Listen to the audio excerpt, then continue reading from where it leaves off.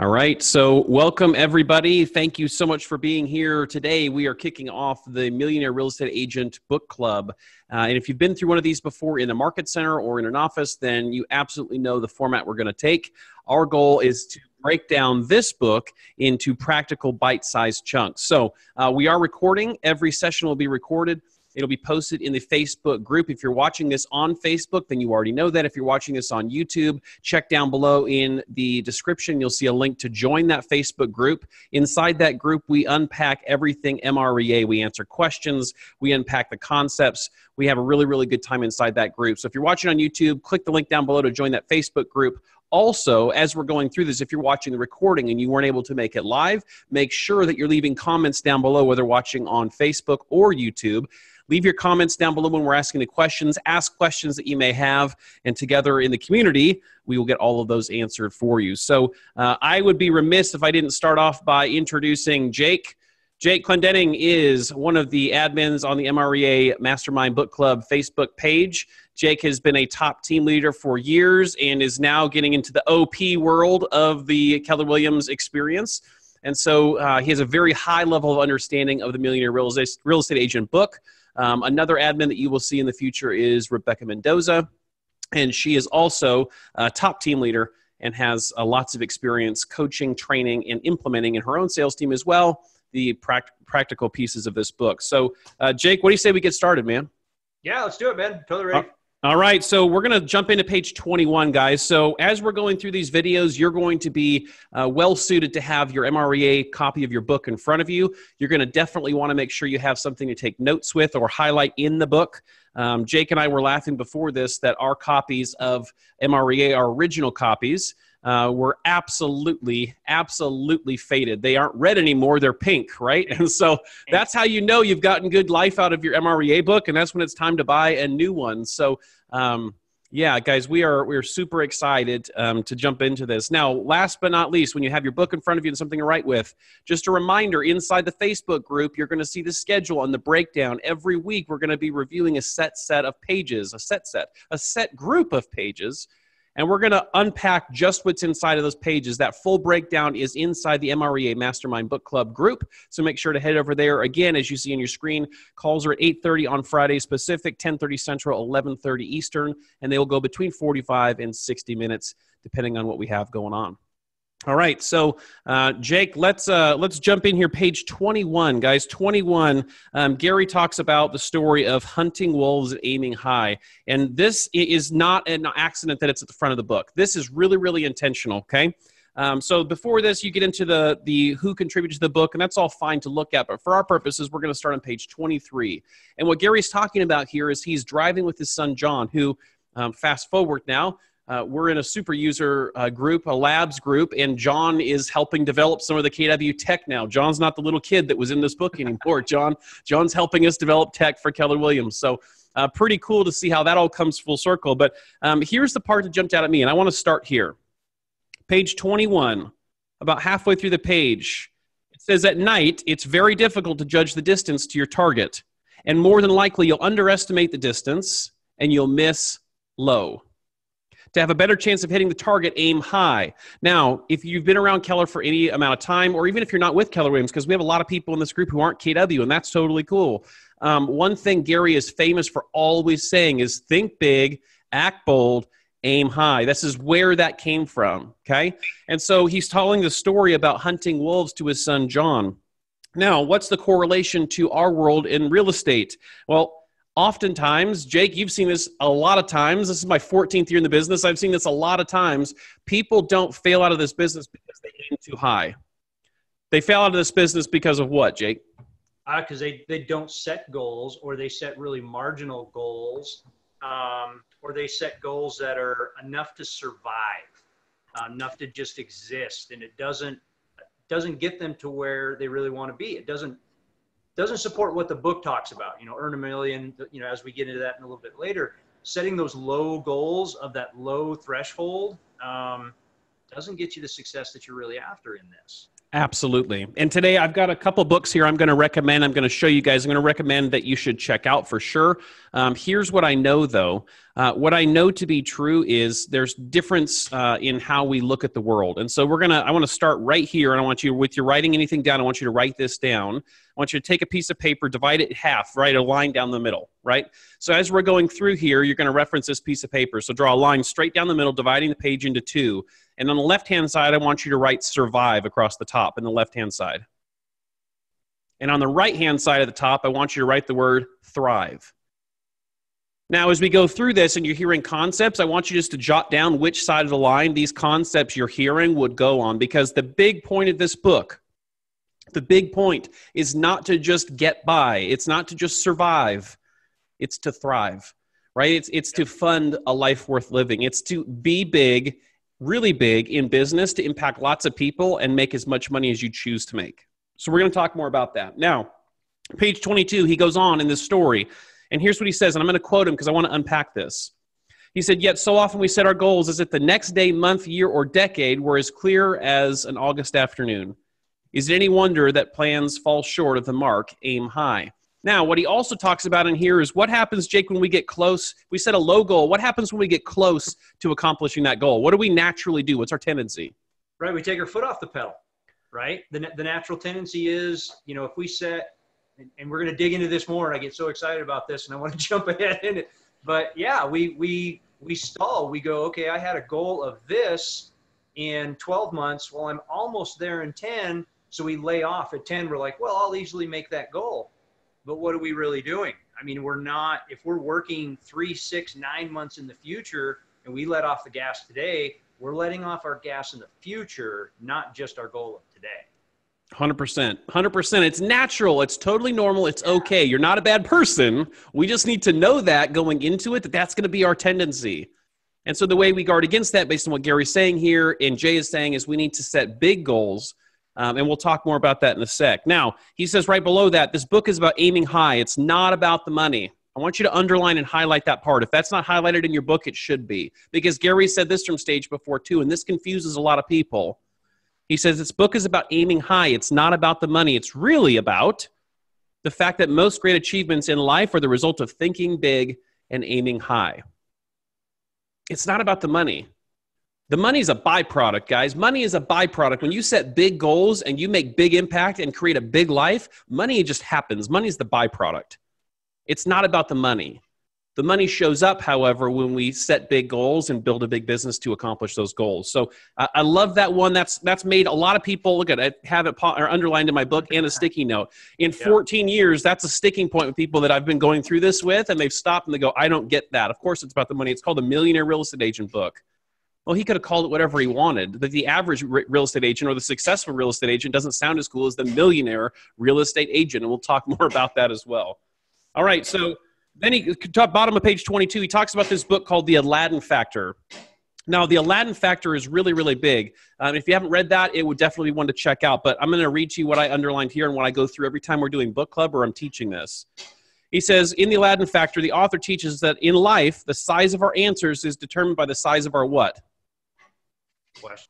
Our questions, guys. So if you want a bigger life, you have to ask bigger questions. If you want to increase your income, ask better questions. This is how this process works. Always has, always will. And the Aladdin Factor points that out to us. So we teach at United Home Group, the expansion team that I'm a part of. Jake, I know, teaches it in his market centers. That the fastest way to grow your income is to grow your ability to ask better questions. Yep. Yeah, it's totally true. Here's an easy button question for everybody, right? This is an easy one to write down. If you want to ask better questions, because everybody gets into this, they're like, well, what's a better question? Actually, that's a better question. If you're asking the question of what makes it better, you're going to know. So here's the exact way you need to answer that. And we get this from some different places. One of them's called NLP, is if you're going to ask a question about something, if you're like, why is it not about the money? Then the question you need to ask is, well, then what is the purpose other than the money? Use the question, what is the purpose or what is the intention of that? It will get you to the higher place, which allows you to ask more questions. Keep asking that question till you keep chunking up. It's what it's called, is chunking up. And that will help you to ask those better questions. 100%. And you just made me think of this, Jake. And guys, as we go through this, we're going to show you other books too. So I'm taking our leadership at United Home Group through this book right now. If you haven't read it before, you definitely want to check it out. Now, speaking of questions, this is what made me think of it. They give a framework for how to ask better questions. There's 3 points. You want to write these down if you need to ask better questions, which that should be everybody listening to this. The first thing to do to make sure you're asking the highest level question possible is make sure that those questions begin with a what or a how. Not why, when, or who. A what or a how. It's possibility thinking. It doesn't allow you to slip into victim mode or victim thinking. The second thing is they need to contain an I, not a they, we, or you. You need to contain an I. It needs to be about what are you going to do, because ultimately you are the one that's in control of this. And the third, they need to focus on action. They can't be passive. They have to focus on action, right? So again, I love that section on page 22, the Aladdin Factor, because he's talking about asking better questions of ourselves. Now, page 23, and this is a really, as you can see, I have lots of highlights. I always have in this book. Now, this is what he says. Let's see. It's the third paragraph here. He says, small goals, this is starting a little bit through the sentence. Small goals tend to place limits on our potential, and that big goals have a tendency to pull us right through the small goals on the way to attaining the big ones. And he asked the question, why? It's all about what you're focused on. Now, Jake, I know you've read this book, The Compound Effect by Darren Hardy. Yeah. And I literally wrote in here compound effect because as I was rereading this for God knows how many times, it makes me think of the compound effect. Because the compound effect, he says this, he says, when you have a big enough why, it will pull you through anyhow.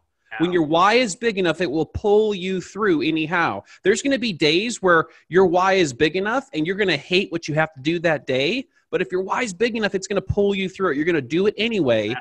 Because your why is big enough. You're committed to it. It's a must accomplish. It's not it'd be cool if I did, right? So that's what he's talking about, these big goals versus small goals. Now, Jake, I'm sure you've had these conversations when agents who are maybe, the average agent in NAR last year did 7 closed transactions. 7. Yep. I don't know how anybody survives doing just 7 closed transactions in a year in this business with all the expense. However, here's what I'll say is the average agent, according to NAR, did 7 transactions. So if the average agent did 7 transactions last year, the average agent, based on those metrics, looking at this book and the title of this book, Millionaire Real Estate Agent, might be a little bit intimidated. Yeah, that's fair to say. And how do we get them past that, Jake? How have you taken people from being intimidated on the front end, knowing that my business is small right now, yet I want it to be big, and I'm reading what I consider to be the Bible of real estate, team building. How do we get them past that? What do you give advice to people there? You know, when I'm talking to new recruits or I'm talking to new agents or any of my coaching people or new agents on my team, it's always the same thing, right? We get into this business because we're looking for, what's the one word we're looking for? We hear it all the time, freedom. I want freedom. Awesome. And how do we get that freedom? Well, you just don't stop working. That's not the way that it works. You got to treat it like a job. So it's, we'll go through the nuts and bolts of what it is. When I do the training, it's great. How much money do you have to make to survive? Okay, it's this. Is it okay if you don't make that? Oh, no. Okay, so that we already know they set the goal of the bare minimum of surviving. So then it's the question of what's your big why? What's the purpose? Again, that they're asking the right questions, starting with the what. What is the purpose of that why? Is it so big that you're okay doing, is your business 15? Yeah, cool. Maybe it's 15. Great. What can we do to pull you through 15? What do we need to help you with? What do we need to help you understand so that you connect to that, so that you're not just surviving, so that you're thriving? So it's me asking bigger questions of them so that they can get to that self-understanding. 100%. And this starts with coach and agent. And then as the business grows, this becomes the agent's responsibility to ask those questions of their team. And this is where the big divide starts happening.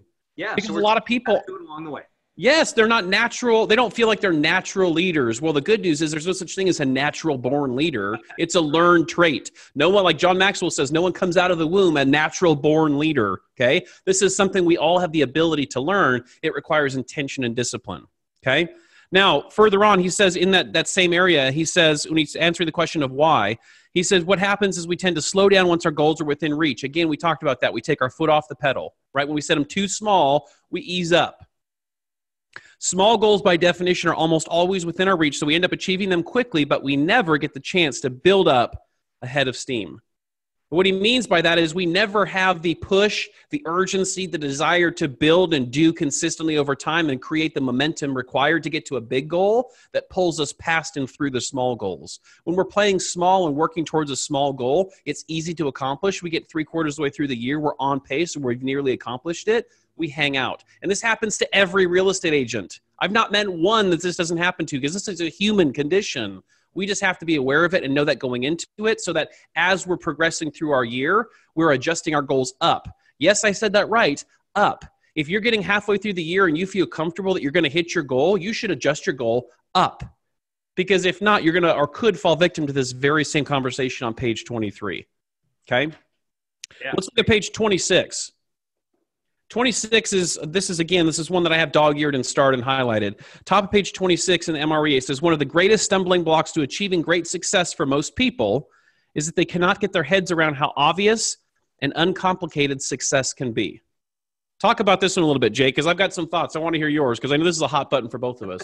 Yeah, it's a hot button for all of us, right? So there's some things that we talk about as we get further into this, and it's I love that I can't get their head around the obvious and uncomplicated success can be. Gary talks about in the very beginning about a conversation he had with a professor. The professor looked at him and he said, get it through your head. People have done it before.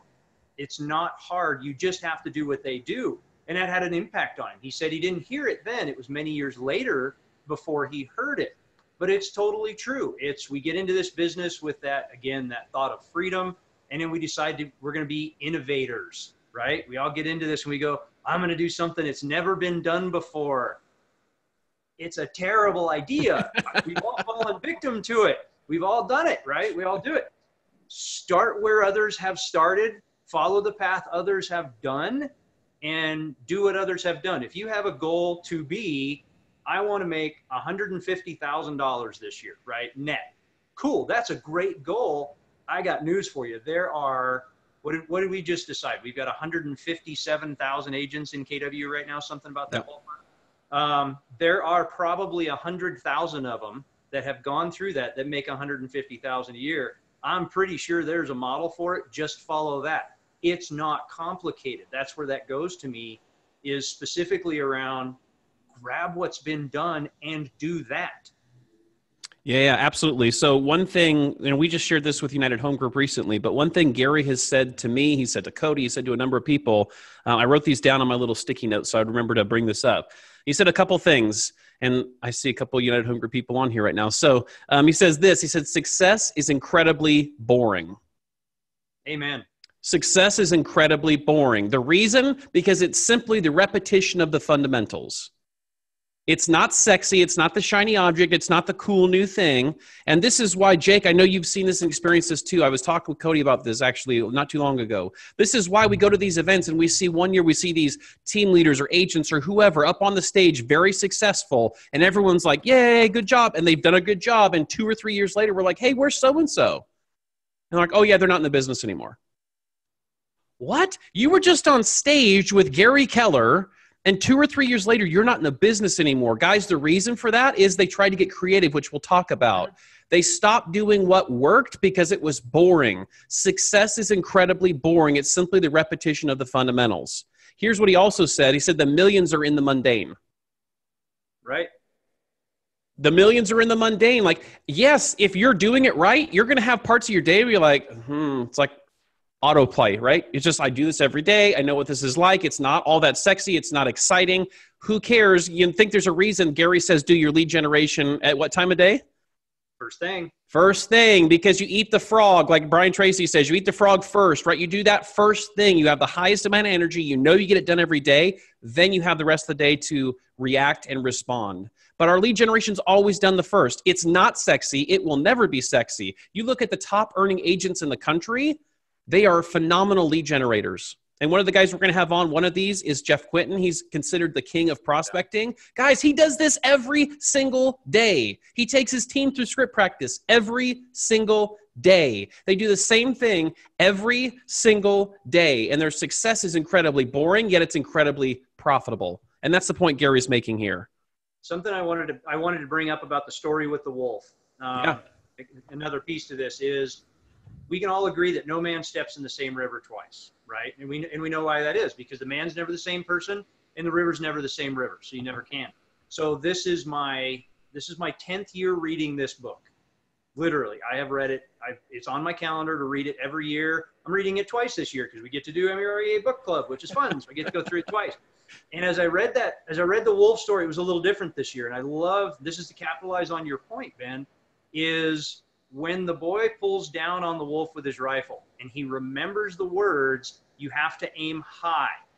How much practice of the exact same mundane thing do you have to do that under duress, you hear the words aim high and you know you can make that shot at that point, right? Tons and tons of practice. You said that the top producers are script practicing every day. Is that sexy? No. It can be fun. Yeah, it's great when you get to play the black hat. That's great. There's not stuff that's fun about lead generation. I mean, you're going to notice behind me, there's nothing sexy about my pipeline board. Absolutely nothing sexy about it. And yet that's been working for me since 2010. It's a piece that works for me. Every morning I sit down, I look at it, I look at the hot sheets, I correlate them, I go through it. It's the same set of rules every day. And that's what works for me. When I don't do that, when I get innovative, you can watch my production not be impressive. It happens. Well, and so Jake, you segued perfectly. We didn't even talk about this ahead of time. You segued it perfectly because go to page 28. This is the next thing I wanted to look at. Page 28, towards the bottom, Gary says, I believe the real estate agent can determine your own destiny because you have a choice to either what? Number one, practice real estate as a job, or number two, run your real estate practice as a business. Mm-hmm. Now, Jake, I know this is not going to be startling to you. However, it's going to be startling to people who are watching this. According to NAR, 8 out of 10 licensees that come into the business wash out after 18 months. 8 out of 10. Yeah. That's a terrible burnout rate. That's all companies, all brokerages, all brands, just members in NAR. 8 out of 10 are gone before the first 2 years. Yep. Guys, and the biggest reason for that, my estimation, Gary's as well, is that they're practicing real estate as a hobby. They're not running it like a business. Jake said it before, the 2 biggest reasons when we were team leaders, the 2 biggest reasons we got, why are you getting into real estate? Freedom and flexibility. Guess what? On the way out, when you're doing exit interviews, the 2 reasons they got out of the business, freedom and flexibility. They forgot that they were working for themselves. Right. Yeah. If you're a business owner, would you hire yourself or fire yourself? Say that question again. This is a big one. Right. As a business owner on a day-to-day basis, would you hire yourself or would you fire yourself? What kind of employee would you be to yourself? Jake, I've got coaching clients right now that I'm having them ask themselves that question every day. Yeah. At the end of every day, looking back over your work, what you put in, how you poured into that day, what the results you got were, the effort you brought, would you hire yourself to come back tomorrow if you were your employer? Guys, that's a sobering question. And here's the deal. Most of these people who got into real estate, not all, but most of these people who got into real estate were pretty good employees, whatever they did before real estate. Absolutely. And if they would have just showed up to this job and worked for themselves the same way they showed up to and worked for that employer, well, that 8 out of 10 number would be different. However, what we know is that's not reality. And so that speaks big opportunity for those that are aware of this. Running it like a business. That's what Jake was just saying. Every day he works it like a business. Every day he looks at his hot sheet. Every day he looks and compares the hot sheet to his pipeline board. Every day he's looking, how can I help this person connect with a property over here? Every single day. It's a rhythm and it's a routine. It's not sexy. It's incredibly effective and it's incredibly profitable. Yep. And guess how much more freedom I have? A lot more. Bingo. Running it like a business. And we're going to talk about that in later sessions, specifically when we talk about like using the 411, which is not in here, but we're going to incorporate it because it's too important not to. Yeah, it is. Guys, it's the same thing. People look at the 411 and see it as confining, when in reality, structure and systems are freeing, because what you know is, and you just do these things, you get consistent output. There's a reason that most real estate agents ride the real estate roller coaster of income, because they do a lot of work up front. We're going to talk about this in later sessions. They do a lot of work up front. They build up their business. They rise their level of energy to meet servicing that business. And then what do they stop doing immediately at that point to service the business, Jake? Right. What, you stop lead generating. They stop lead generating. So then guess what happens 30 and 60 days later? They're broke. They're broke as a joke. And so then that pain of being broke forces them to hustle. They hustle, and all of a sudden, here comes the business again. Right. Whereas if they would just have systems, treat it like a business, and use the tools like a business would, they could level out that income. Huge difference. All right, let's look at page 35.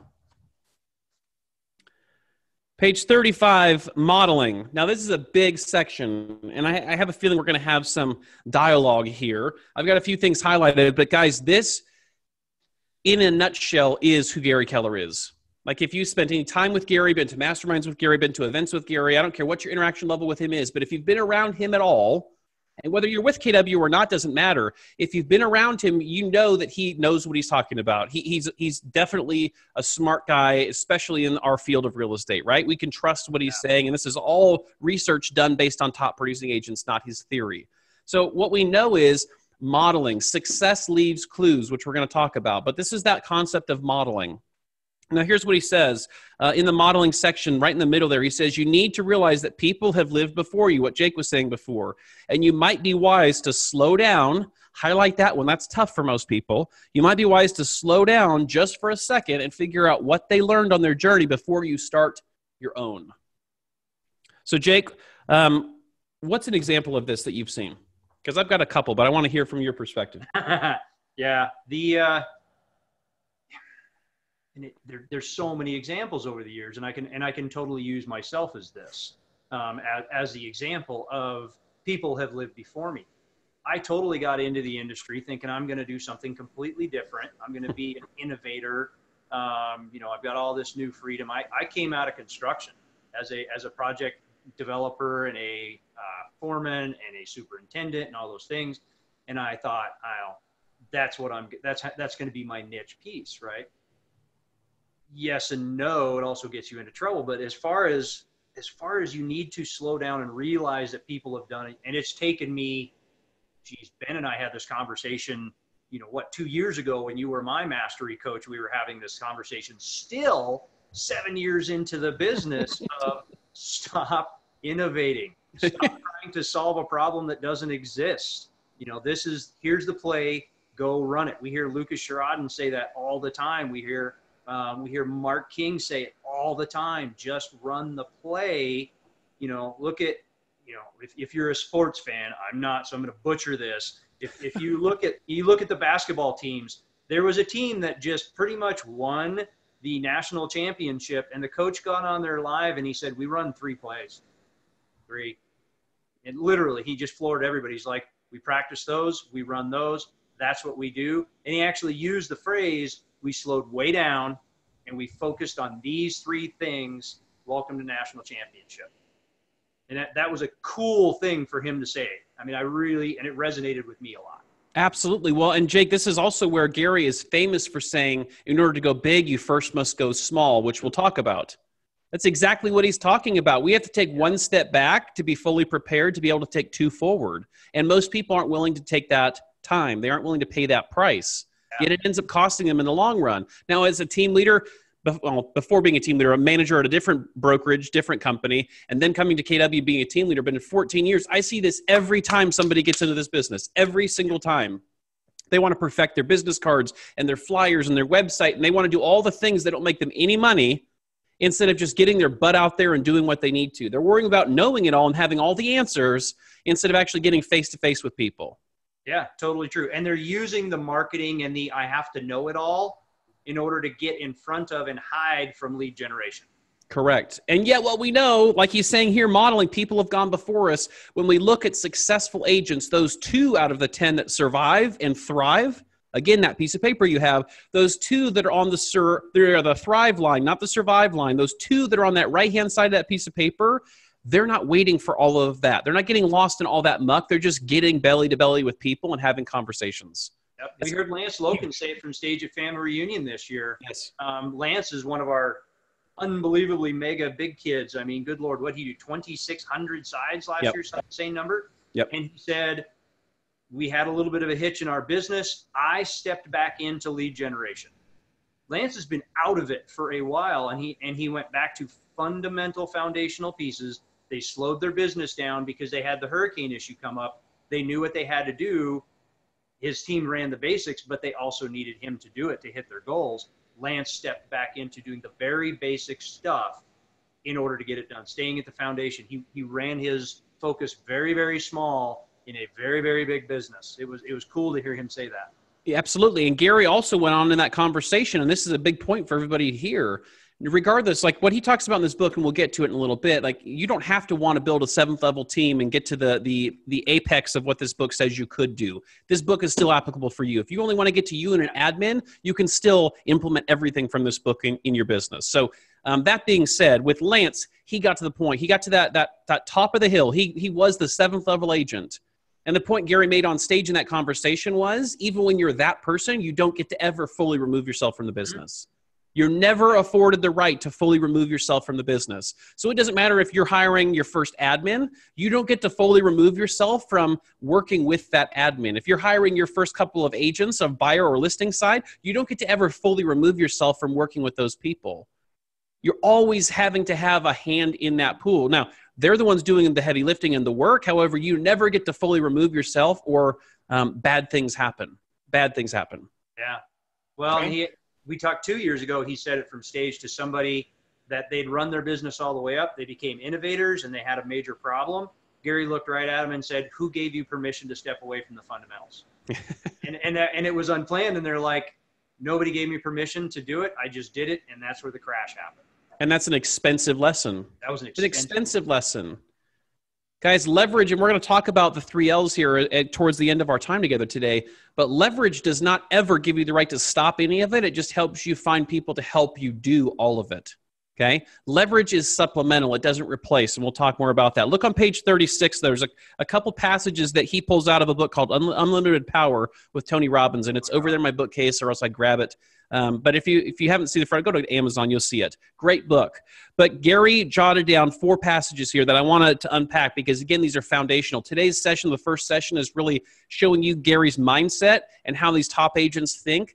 And then as we get into the end of today's, we're getting into 3 L's and the practical stuff, and then we're really launching into things you can immediately start applying. But it starts with mindset because that's where all success begins. So passage 1 that he pulled from that book says this: "Long ago, I realized that success leaves clues, that people who produce outstanding results do specific things to create those results." Now, here's what's interesting to me. We've heard Jim Rohn say it. He's famous for saying you become the sum of the 5 people that you spend the most time with, right? So there's power in proximity. There's lots of ways to say it, but bottom line, who you choose to surround yourself with will determine your success.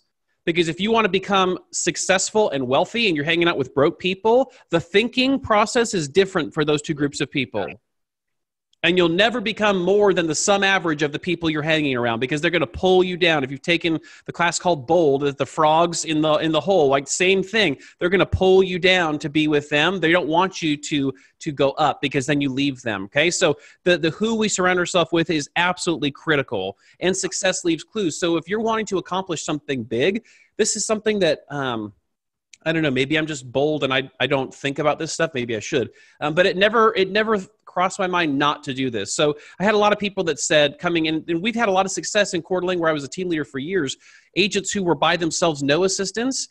Now they have teams of 6 to 10, 11 people with lots. I mean, they've built out an MREA team. So I've seen this work, guys. I've seen this work. I've seen a lot of the failures too.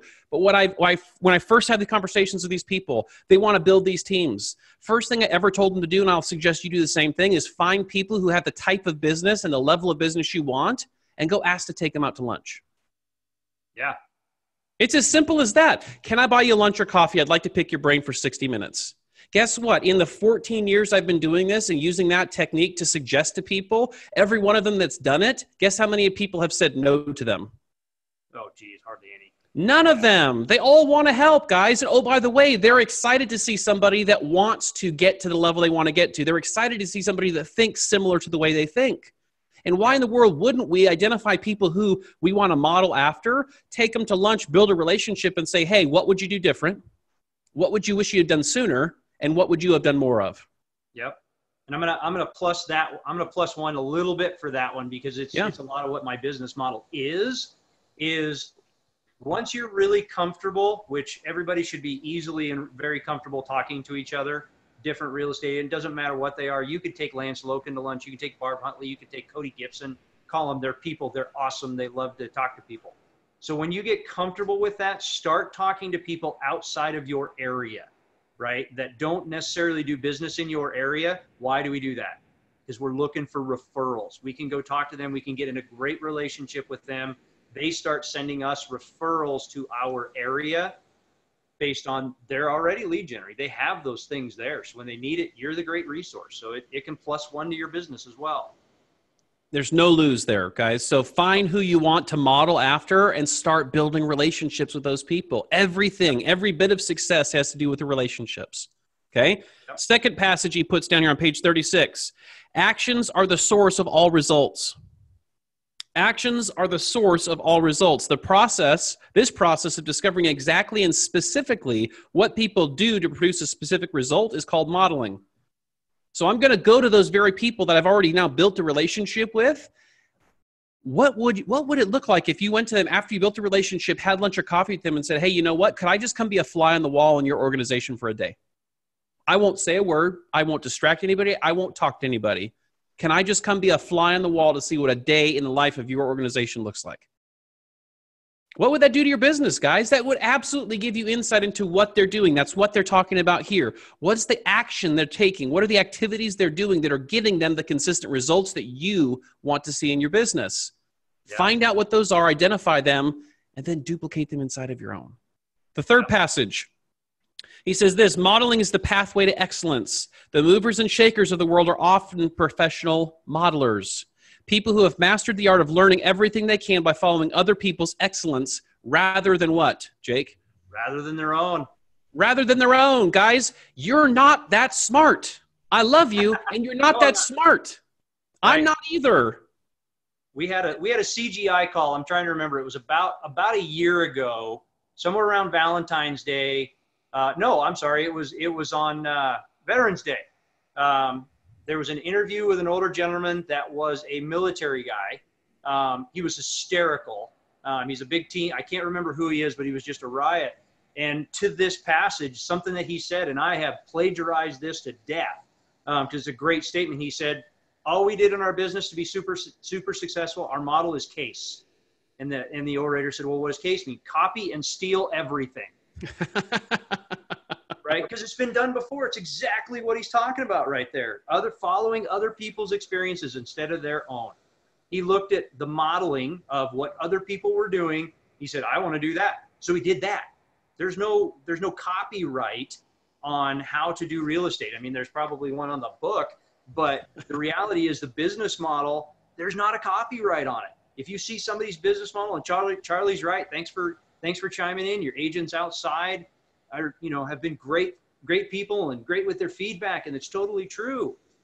Model your business after theirs. There's nothing wrong with that. It's still your face. Absolutely huge, guys. Modeling is huge. We call R&D, rip off and duplicate. Same concept. Same thing, find what works, what works, and put it into practice in your business. It's that simple. And here's the fourth passage. He said, to model excellence, you should be a detective and an investigator, someone who, here's the big part, asks lots of questions and tracks down all the clues to what produces excellence. Again, here we come back to where we started, full circle back to the power of questions. Mm-hmm. You want to increase your earning capacity and your earning ability, increase your capacity of the questions you ask, increase the effectiveness of the questions you ask. And we gave you a framework earlier for that. Guys, this is absolutely massive. Asking better questions always gets you better answers every single time. You want to get better at doing it? Talk to your team leaders, because this is something fun to do at like a team meeting. Have everybody play the question game. Last man standing gets some sort of reward. You can only answer a question with a question. You want to get better at it? Practice it. They can be stupid questions at that point, but it gets you in the mindset of, I have to ask questions. Those of you that are in MAPS Mastery Coaching, it is rare that your coach tells you anything.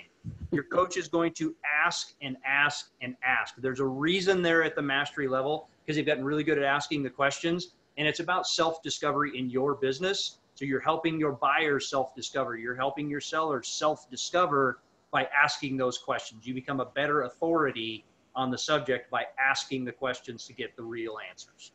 Great point. I love it, man. All right, now page 37. Now, we won't spend a ton of time here for time's sake. However, we've touched on this a little bit, but guys, this literally was in my office as a team leader, this diagram in a poster format, because it's so easy for all of us, even if we have an understanding of it, it's so easy for all of us to slip into this or to fall victim to this. Now, here's the nuts and bolts of the summation of what he's saying here. And of course, I trust that you've already read this section. We're just going through an overview, but here's the bottom line. This is exactly the agents I gave as an example that would come in and they'd work on the new way to find buyers or the new website or the new technology lead capture or the best card or the coolest. All of it's crap. All of it's crap. Yes, it is. All of it is crap because they're not doing the one thing they need to do, which is lead generation. Guys, that's what he's saying here. We have to. If we're going to build a big business, which is the point of this whole book, if we're going to build a big business, we have to have a solid foundation. Think if you're building a skyscraper. You're building a skyscraper, you have to have a really solid foundation. I'm talking with Jake here, who knows this stuff because this was his industry. You're going to build a tall tower, you need a really deep and solid foundation. Because without it, the first time there's a big wind or a storm or anything environmental that happens around it, that building comes toppling down. Your business is the same way.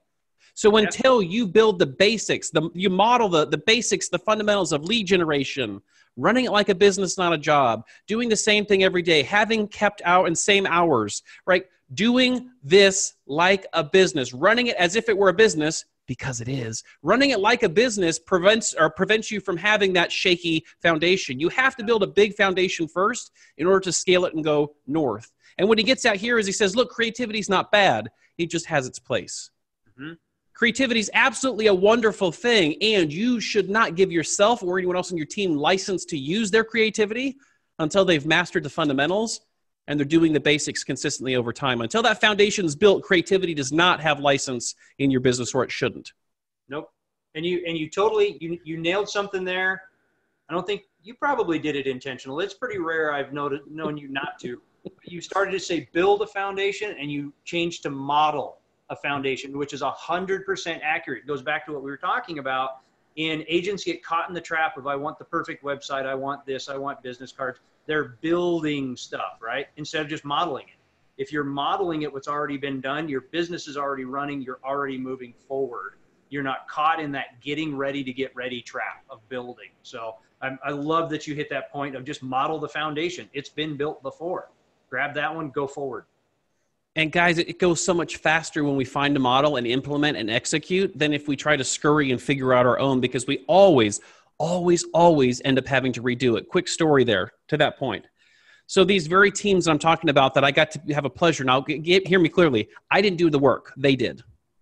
I take no credit for what they accomplished. However, I was able to come alongside them and watch them go from single agents to building massively successful teams. And what I can tell you almost every single time, we'll get to it later in this book, but Gary gives us a roadmap of the path to the seventh level path. Then he shows us who to hire in what order. And Jake, I'm sure you saw this too. Every single one of them, every single one thought they knew better than that path.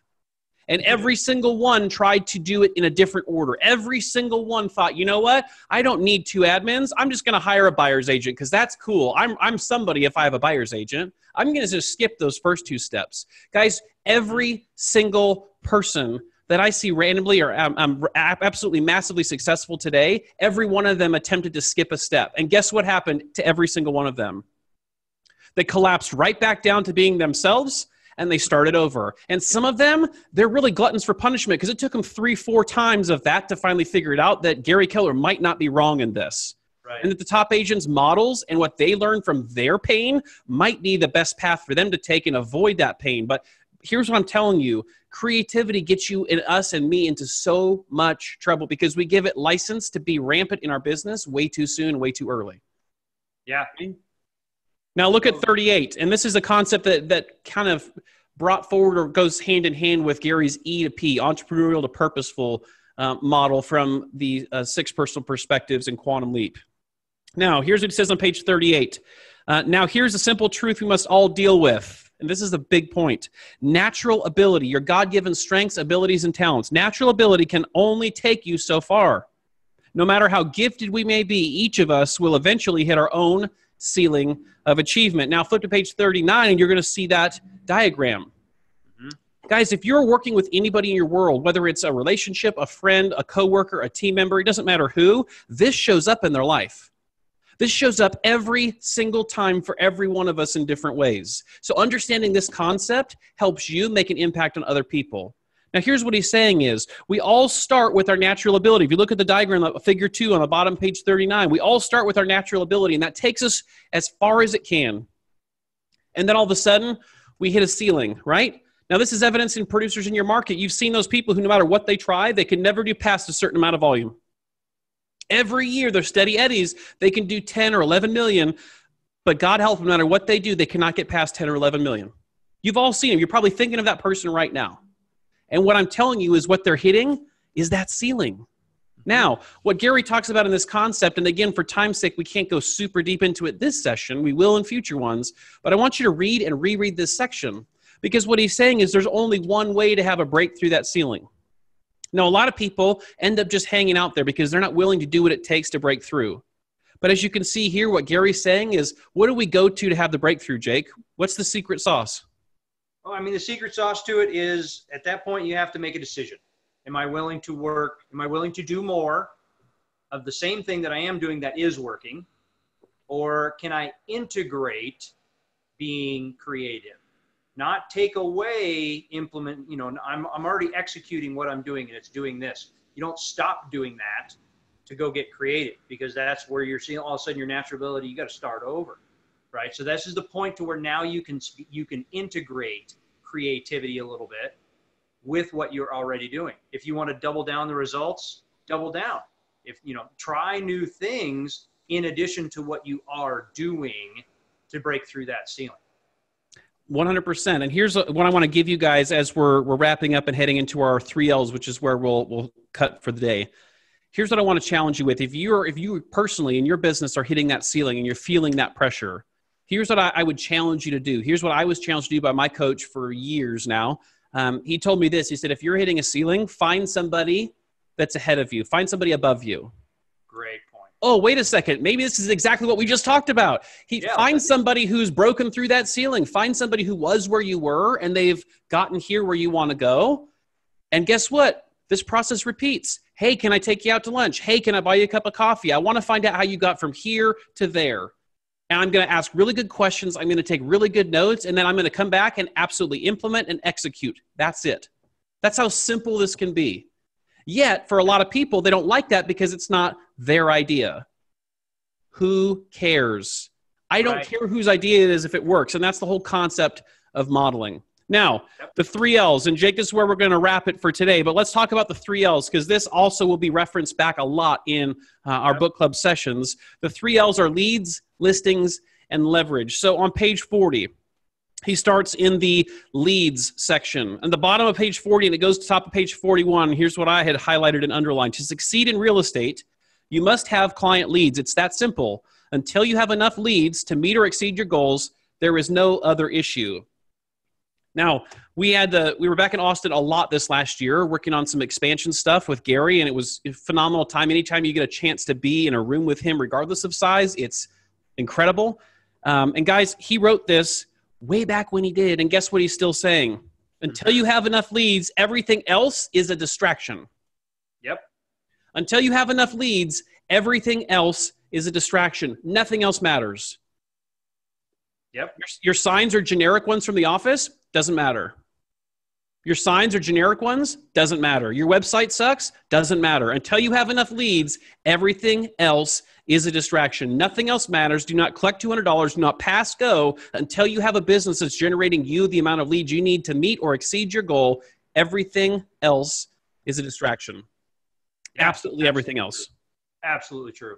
Now let's look at the listings. Now, what's his point on the listings part on the bottom of 41, Jake? I'm going to let you take the listings one because this is the big, big one. You know, and listings is, and a lot of people are we hear it all the time, right? Ben definitely heard it. I heard it. I was this way when I got into it. Somewhere along the line, somebody tells us the path in real estate is you start as a what? A buyer's agent.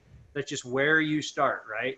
And people have this unrealistic fear of listings. But listings drive the market. Listings drive your business. Listings hold the market share. Listings are way less work Listings do not call you on Sunday. I'm sitting in the driveway. Would you like to come show me this house? They never do that. Listings are the absolutely core of what your business should be. If you focus on them, the buyers show up. If you have the homes to sell, the buyers show up. What does the industry tell us? Right now, we're 2 pieces of business for every listing that we have, if we're doing it correctly.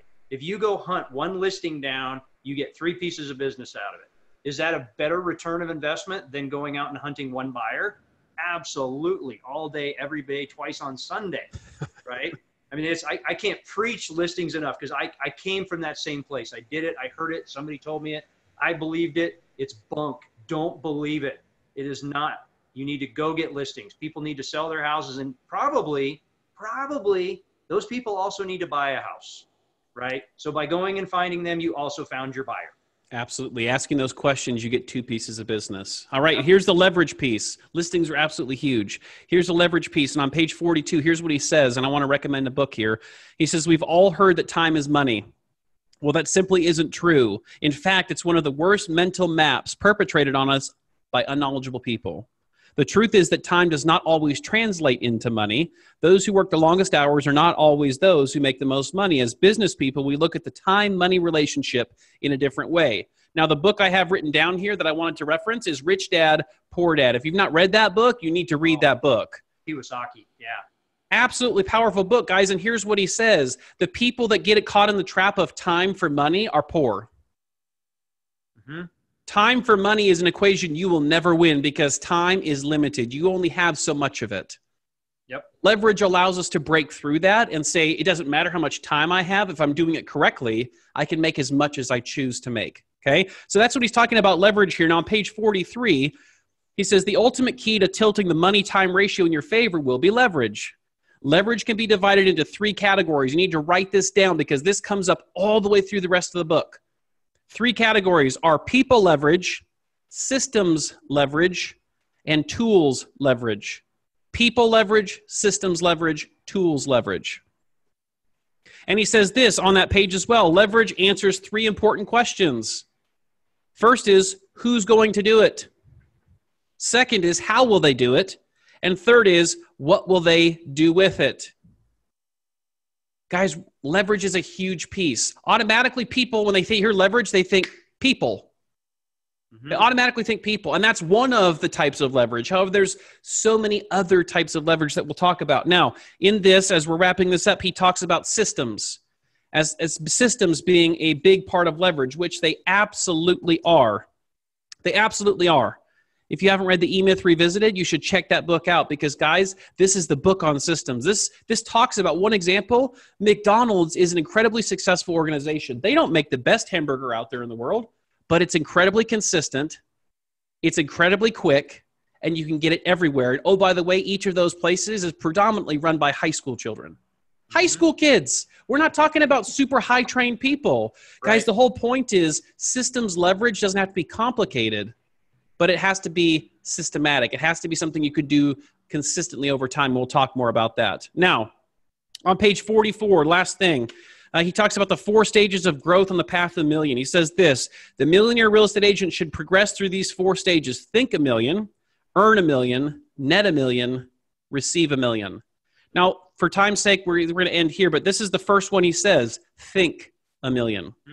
Now, for some people, Jake, you've coached these people before too. For some people, even the thought of making $1 million paralyzes some people. Sure. Absolutely paralyzes people. So guys, to me, this tells me we need to start with our mindset. You need to check your mindset in relation to what he just said. When you think $1 million, what is the first thought that comes into your mind?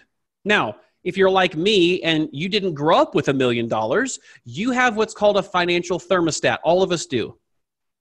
And if you're like me, you had one of those old knob dial ones that you would go down the hall and turn it one way and your dad would come down the hall and turn it back the other way. But you know what I'm talking about. You can see that thermostat. Guys, your financial thermostat is the exact same way. Yep. We're all a product of our upbringing in our environment. So your thoughts around money are likely the same or similar to the thoughts your parents had about money or those that raised you, right? We're in a product of our environment. So this book, Secrets of the Millionaire Mind, if you need to reset your financial thermostat, it's a great one to use because, guys, here's the bottom line. If you can't even think about getting to $1 million, if you can't in your mind see how it's possible for you, then the other three won't likely happen. Fair point. We got to check our mindset on this. And it doesn't matter if you're not there yet. You can get there. You just need to reset your financial thermostat. There are resources, that book being one of them. But the whole thing here is he's starting with, he doesn't say earn $1 million is the first thing. The first of the 4 stages is think $1 million. Mm-hmm. Now, Jake, as we're wrapping this, if we're thinking $1 million and we're doing our goal setting, how does that affect our goal setting? That absolutely defines our goal setting. I mean, you totally nailed it with the financial thermostat. If your thermostat is set down around 50 instead of a super comfortable 72, your mindset around think $1 million is set at 50. Set at 50% of getting there, which if your mindset is at 50%, your beliefs are set at 50%, your outcome will be 50%. All those things correlate. So you're 100% right. In where it starts with think $1 million, it's not just, well, I've never seen $1 million, therefore it doesn't exist. We know that's not true. You have to focus and you have to believe $1 million. You need to believe it's there. You need to think about it. You need to think about it in the morning. You need to think about it at night. I'll add one more book to your list, and it's Think and Grow Rich by Napoleon Hill. Not the book you think it is, right? This was written right after the Depression. And you think it's going to be like a Tony Robbins book. It's so not. It's so much mindset around your possible thinking. And that's when you got to start thinking $1 million, that it is possible. First thing in the morning, think $1 million. Before you go to bed, think $1 million, whatever it takes. And your activities will start to reflect your thought process. Until you believe it, you can't achieve it. We hear Diana say that all the time. Guys, that right there is the perfect spot to wrap this first session. So here's what I want to remind you of. If you're watching this after the fact, if you're watching it on Facebook, then you already know about our Facebook group. If you're watching it on YouTube, check down below in the description. You'll see a link where you can join that group. Regardless of where you're watching it, please leave your comments in whatever section you're watching it on. Let us know your questions, your comments, your thoughts. We look forward to seeing you next week. Next week's session, the next session will be pages 47 to 64 of the Millionaire Real Estate Agent book. Pages 47 to 64, we're going to cover the 6 myth understandings. Guys, this, like usual, like all of it, is phenomenal content. We're going to have a great discussion. We look forward to seeing you there Fridays, 8:30 Pacific, 10:30 Central, 11:30 Eastern. Thanks for being with us. We appreciate you guys.